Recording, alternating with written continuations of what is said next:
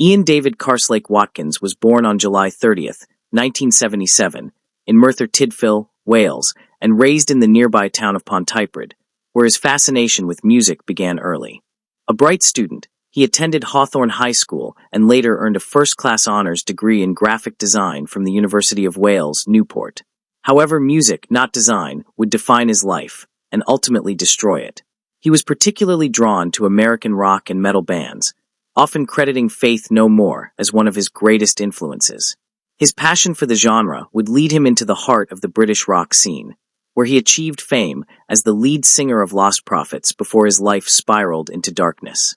During his teenage years, Watkins formed a close friendship with Mike Lewis, united by their shared love for rock and metal music. Together, they created their first band, Aftermath, in 1991, though the group never recorded any material. The experience, however, was foundational for Watkins, shaping his ambitions as a musician. After Aftermath dissolved, he and guitarist Lee Gaze started a hardcore punk band called Fleshbind. Influenced by American acts, Fleshbind played local gigs, including one supporting the band Feeder in London. Although short-lived, the project helped Watkins gain valuable experience in performing and songwriting. In 1995, Watkins joined another hardcore band, Public Disturbance, as a drummer while continuing to explore other creative outlets. Around that time, he and Gaze began crafting a new project that would change their lives forever, Lostprophets. By 1997, they performed their first shows, often sharing stages with Public Disturbance. Watkins soon left his role as drummer in the latter group to focus entirely on being the frontman of Lostprophets. His charisma, intensity, and commanding stage presence quickly made him the face of the band. Lostprophets' debut album, The Fake Sound of Progress, released in 2000, catapulted them into the mainstream. Their blend of nu metal, punk, and alternative rock resonated with a generation of fans. The success continued with albums like Start Something, 2004, Liberation Transmission, 2006, The Betrayed, 2010, and Weapons, 2012. They toured globally, performed at major festivals like Reading in Leeds, and became one of Britain's most recognizable rock exports. Watkins' energy on stage and distinctive voice made him a star, and the band's music earned both critical and commercial acclaim. Outside of his professional success, Watkins appeared to engage in charitable efforts and collaborations that further cemented his image as a beloved artist.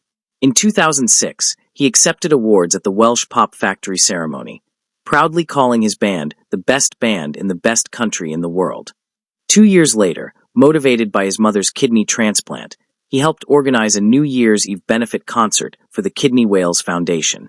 Watkins also expanded his musical reach, collaborating with artists like Hoobastank and The Blackout, and even launched his own remix project, L'amour la morgue, producing remixes for artists such as Beyoncé, The Killers, and Tears for Fears. But behind his fame, Watkins' life was deteriorating. As Lostprophets' fame grew, so did his isolation. While his bandmates relocated to Los Angeles to further their careers, Watkins remained in Wales, distancing himself from them. By 2012, his behavior had become erratic, marked by heavy drug use, absenteeism, and deepening personal turmoil. His addiction to drugs, particularly methamphetamine, began influencing every aspect of his life, creating a rift between him and those who once admired him. Unbeknownst to the public and his bandmates, Watkins was living a horrific double life. As early as 2008, allegations of his involvement in child abuse had been reported to the police, but these warnings were repeatedly ignored.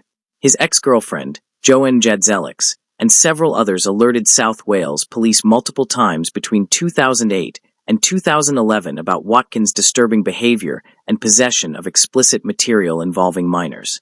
Authorities, perhaps blinded by his celebrity status, dismissed the claims, assuming they were fabricated by fans. By 2012, his drug use had led to multiple arrests on minor charges, but the real extent of his crimes came to light in December of that year when police searched his home. They uncovered a massive collection of indecent images of children and other deeply disturbing evidence. Watkins was arrested and charged with numerous offenses, including conspiring to engage in sexual acts with a child and possessing extreme pornography involving animals. Initially, Watkins denied the charges. However, as the investigation progressed, overwhelming evidence, including encrypted files, videos, and messages, forced him to change his plea. In November 2013, he admitted to attempted rape and sexual assault of children under 13, as well as producing and possessing indecent images. The court described his actions as manipulative, predatory, and utterly devoid of remorse.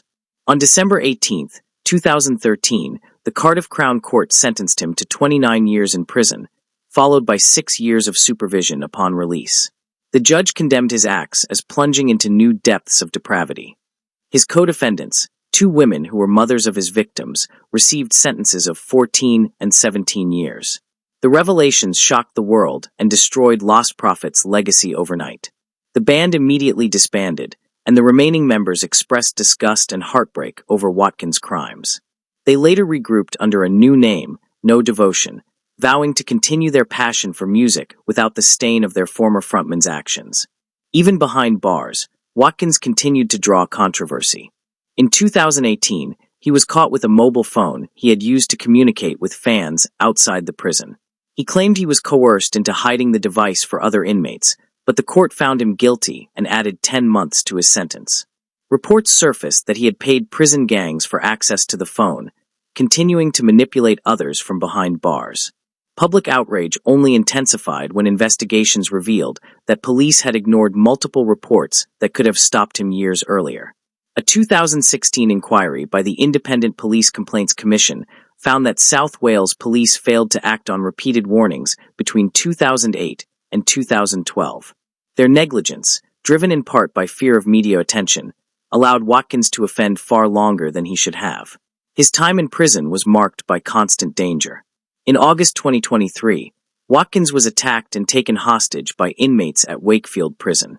Though he survived with non-fatal stab wounds, reports indicated that his life behind bars was one of fear, extortion, and manipulation.